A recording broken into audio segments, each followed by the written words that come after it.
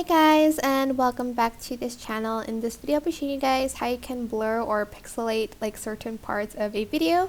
So I'm just going to right click on the video, select copy, right click paste.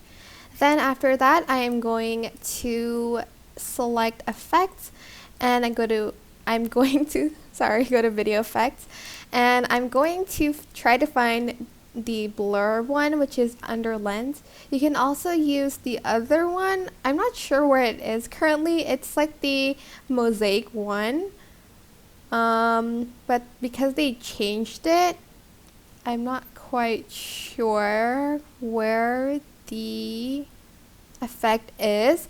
So we are going to, I think, use the blur for now, but if you can't find the mosaic one, it's in comic, there you go.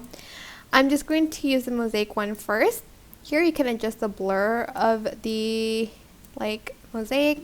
Then I'm just going to select both of these videos, both of the effect and the video, right click, create compound clip, go to mask and select rectangle, and for instance you want to only blur this part, you can also select the circle one as well and kind of feather it out to kind of pixelate this part of the video, not the rest.